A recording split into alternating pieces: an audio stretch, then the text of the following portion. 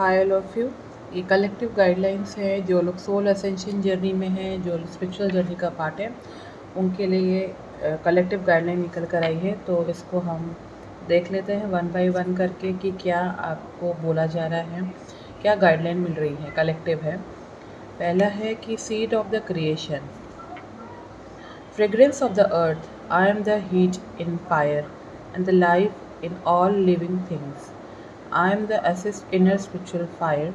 Know me to be the seed of all creation, original and eternal. I am the intelligence of the intelligent and the influence of all great powerful person. यहाँ पर बताया जा रहा है कि जो आपका सीड है, हमारी जो आत्मा है, आत्मा का जो सीड है कहाँ से आया है, वो क्रिएशन, जो सोल का क्रिएशन कहाँ से हुआ है, उसके बारे में यहाँ पर बताया जा रहा है कि जो अपनी जो सोल है उसका जो सीड है, जो सीड बोया गया है, वो एक ही सीड है, परमात्मा से आत्मा निकल कर आती है। तो वो सीड को हमको समझने के लिए बोला जा रहा है। उस सीड को समझिए। उस छोटे से आत्मा के जो एनर्जी, जो बॉल है हमारा, परमात्मा का नहीं, हमारा, वो कहाँ से निकल कर आया है। हाँ, उसमें बोला जा रहा है कि आपको उस चीज़ को अनुभव करना है। ये जो अनुभव होता है ना, बहुत क्षण भर के लिए होता है, बहुत माइन्यूट सेकंड्स, नैनो सेकंड के लिए होता है।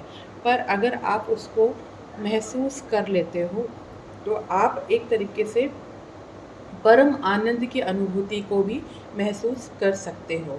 तो यहाँ पर बताया जा रहा है कि सीड ऑफ क्रिएशन को हमको कभी भी भूलना नहीं है।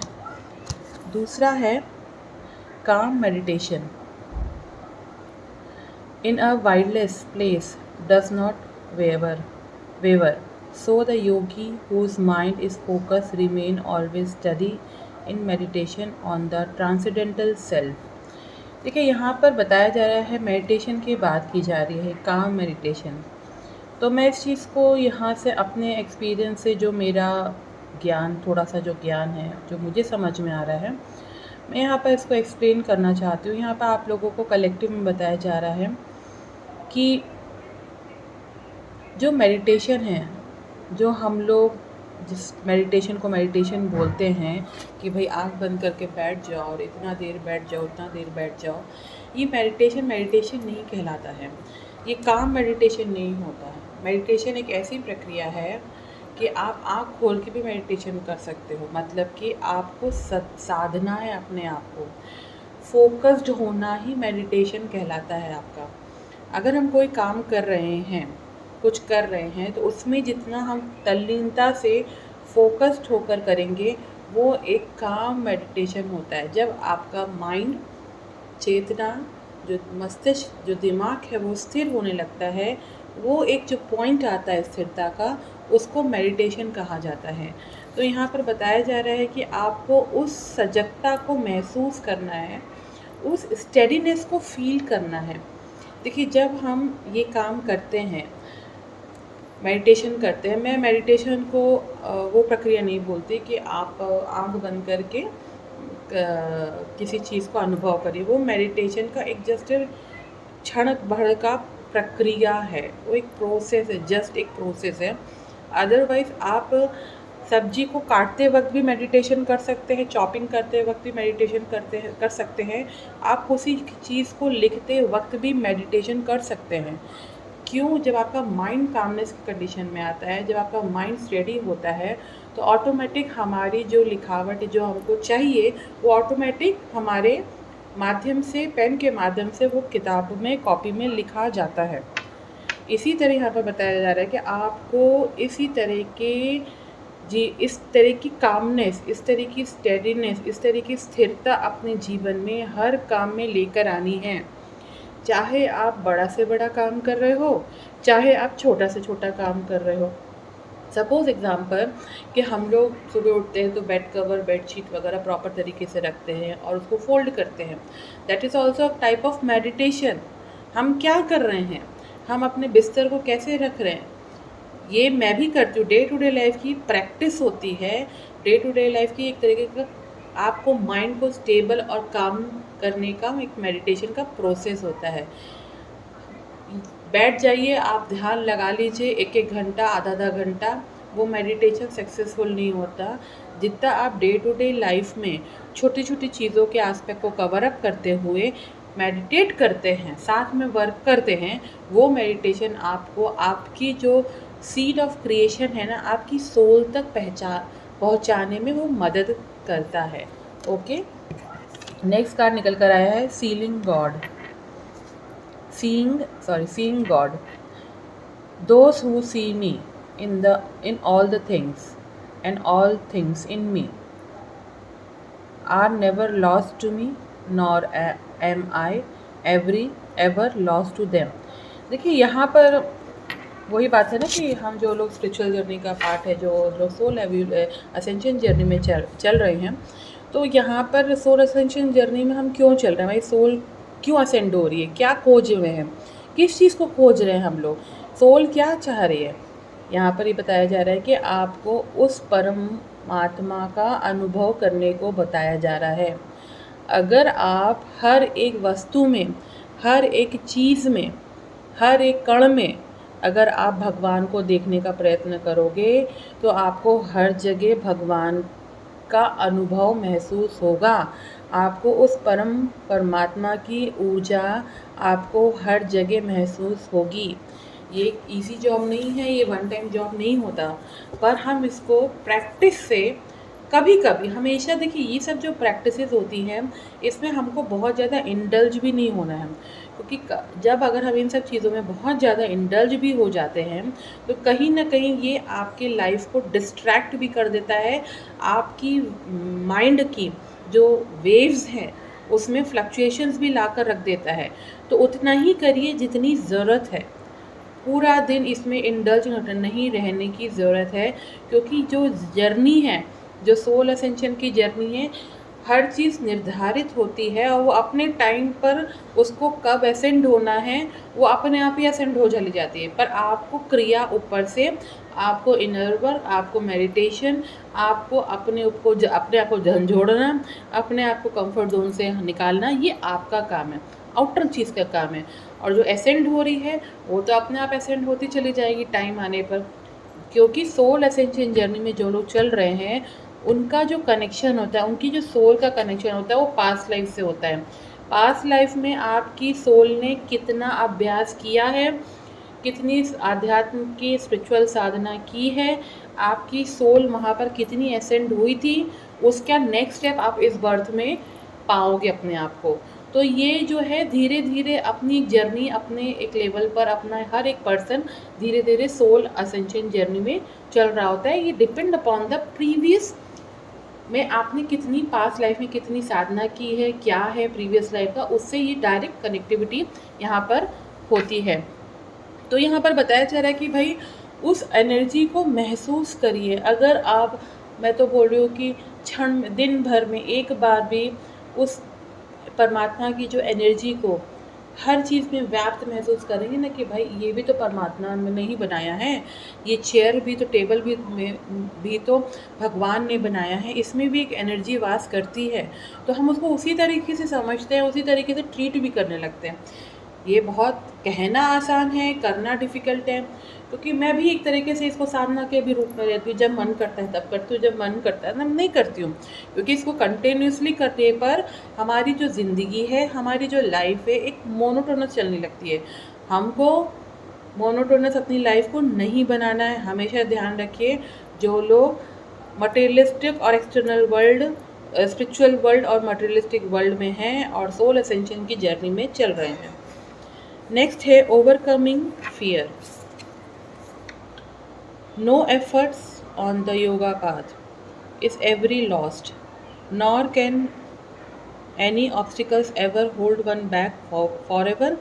Just a little progress on this path can protect one from the greatest fear. देखिए यहाँ पर क्या होता है कि जो लोग सोल असेंशन जर्नी में चल रहे होते हैं, जो इनकी स्पिरिचुअल अवेकनिंग, मैं उन्हीं की बात कर रही हूँ जो लोग एक्चुअल में स्पिरिचुअल अवेकनिंग की जर्नी में हैं, जिनकी स्पिरिचुअल अवेकनिंग हो रही है, जिनकी सोल अवेकनिंग हो गई है, यहाँ पर कोई कंपटीशन की बात नहीं है, लेकिन जो मैं बोल रही हूँ ये समझ लीजिए कि मेरे से ऊपर से बुलवाया जा रहा है। तो यहाँ पर बताया जा रहा है कि ये जो पाथ है ना, ये जो आध्यात्म का पाथ है, ये सोल असेंशन का जो पाथ है, इसमें ना हमेशा छोटी छोटी प्रोग्रेस होती है, इसमें छोटे छोटे स्टेप लेना चाहिए। जितना मैं अपने एक्सपीरियंस से बताती हूँ, और मैंने कई चीज़ें एक्सप्लेन नहीं की हैं यहाँ पर, हर छोटा छोटा पाथ लेकर मैं चली, छोटी छोटी चीज़ों को लेकर चली, क्योंकि जब आपको पता चल जाता है कि आपकी अवेकनिंग हो रही है, आपकी सोल अवेकनिंग हो रही है, आपकी स्पिरिचुअल अवेकनिंग हो रही है, तो ऑटोमेटिक आपको जो सोल है ना उसी तरह गाइड भी करती है।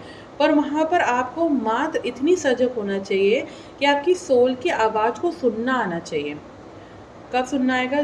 देखिए, जब हम अवेकनिंग से चलते हैं, इल्यूजन में रहते हैं, अनटिल अनलेस वहाँ पर कुछ नेगेटिव अटैक्स या स्पिरिचुअल अटैक्स ना हो, अदरवाइज जो लोग इन सब चीज़ों से बचे रहते हैं तो उनकी जो अवेकनिंग प्रोसेस है बहुत स्लोली, ग्रेजुअली एंड प्रॉपर तरीके से हो जाती है।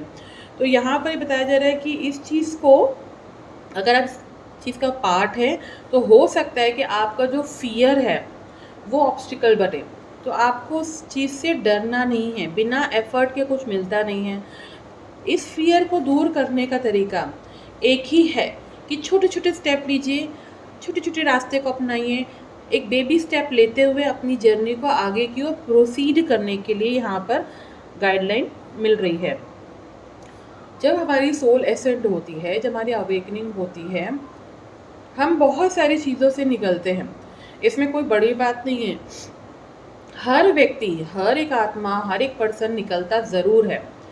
चाहे वो जो फियर है, हो सकता है कि वो इस जन्म का फियर ना हो, आपके पास लाइफ का फियर आपकी सोल कैरी फॉरवर्ड करके लेकर आ रही हो, पर सबको उस जर्नी से, उस प्रोसेस से निकलना ही पड़ता है। जो लोग एक्चुअल में स्पिरिचुअल जर्नी का पार्ट है, जो लोग एक्चुअल में सोल असेंशन जर्नी का पार्ट है, तो आप उसे भाग नहीं सकते, उसे डिनाई नहीं कर सकते। कई लोग ऐसे बोलते हैं, अरे भाड़ में जाए, ऐसा कैसे होता है, पर हैं वो लोग, क्योंकि वो लोग इस चीज़ को एक्सेप्ट नहीं कर रहे। तो क्या होता है, जो लोग इस जर्नी को, स्पिरिचुअल अवेकनिंग को या सोल अवेकनिंग को एक्सेप्ट नहीं कर रहे होते हैं, तो उनकी लाइफ में बहुत डिलेज आने लगते हैं।